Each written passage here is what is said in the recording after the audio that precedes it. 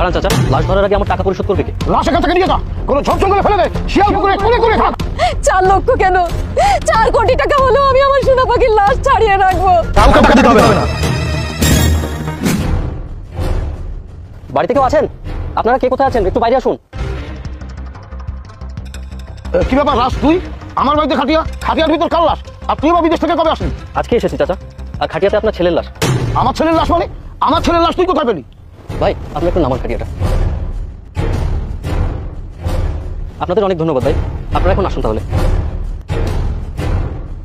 আপনার ছেলে বিদেশের মাটিতে 20 দিন আগে মারা গেছে। আপনারা তো কোনো খোঁজ খবর রাখলেন না। আমি এই গ্রামেরই ছেলে, আমি আপনার ছেলের লাশটা ফেলে রেখে আসতে পারলাম না, তাই তো আমি নিয়ে চলে আসলাম। খুব ভালো কাজ করেছিস রাজ। এই তোরা সবাই মিলে লাশটা ধর। দাঁড়ান চাচা, লাশ ধরার আগে আমার টাকা পরিশোধ করবে কে? টাকা? কিসের টাকা? কাকে আবার টাকা দিতে হবে? আপনার ছেলে যখন বিদেশের মাটিতে অসুস্থ অবস্থায় ছিল তখন তাকে চিকিৎসা করা হয়েছে। দীর্ঘ 11 দিন আইসিইউতে ছিল, সেখানে প্রায় 3 লক্ষ টাকা খরচ হয়েছে। তাছাড়া আপনার ছেলের লাশ দেশে আনার জন্য আমার প্রায় আরো 1 লক্ষ টাকা খরচ হয়ে গেছে। টোটাল 4 লক্ষ টাকা খরচ হয়েছে। এখন আমাকে 4 লক্ষ টাকা দেওয়ার পর তারপর আপনি লাশে হাত দিবেন। 4 লক্ষ টাকা? এই এত টাকা আমরা কোথায় পাবো? আর তাছাড়া 4 লক্ষ টাকা দিয়ে যদি লাশ ছাড়াতে হবে, তাহলে তুই লাশ নিয়ে আসলে কি জন্য? এটা আপনি কি বলছেন চাচা? আপনার ছেলে তো বিদেশের মাটিতে কম টাকা ইনকাম করেনি। আমার জানা মতে বছরে প্রায় 40 থেকে 45 লক্ষ টাকা আপনাদের দেশে পাঠিয়েছে। আর আপনারা কিনা মাত্র 4 লক্ষ টাকার জন্য আপনার ছেলের লাশ নিতে চাচ্ছেন না? আমার ছেলে বাড়িতে টাকা পাঠিয়েছে সত্য, সেই টাকা দিয়ে আমি জমি কিনেছি। তারপর বিদেশে যাওয়ার জন্য ও যে টাকা দিয়েছিল সেই টাকা আমি পরিশোধ করেছি, এই বাড়ি করেছি। আমার ছোট ছেলে আলামিনের জন্য একটা R15 কিনে দিয়েছি, একটা আইফোন কিনে দিয়েছি।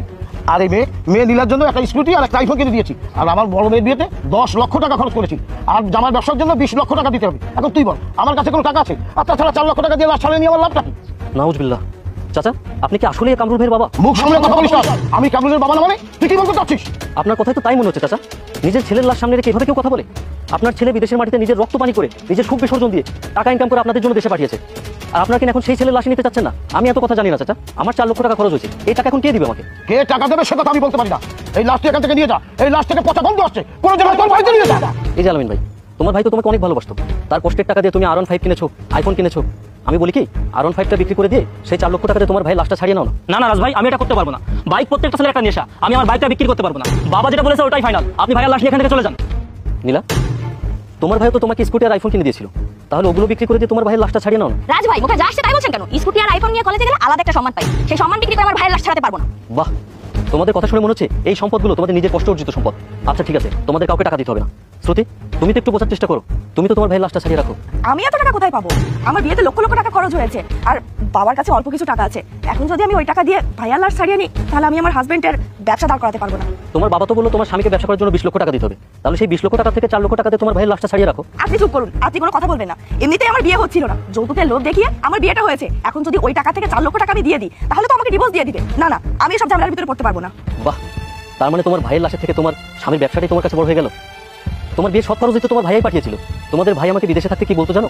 আমার ভাই বোন আমাকে অনেক ভালোবাসে, আমি নিজের জন্য কিছুই করবো না। আগে আমার ভাই বোনগুলো প্রতিষ্ঠিত হোক, তারপর আমার নিজের জন্য করবো।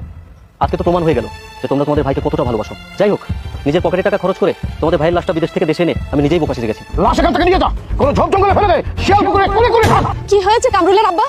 কার লাশ বাইরে ফেলে দিতে বলছো? চাচি, আপনার বড় ছেলে কামরুলের লাশ। আমার কামরুল মারা গেছে, আমার কলিজার টুকরো। কোথায় কোথায় আমার কামরুলের লাশ কোথায়? লাশ খাটিয়াতে আছে চাচি।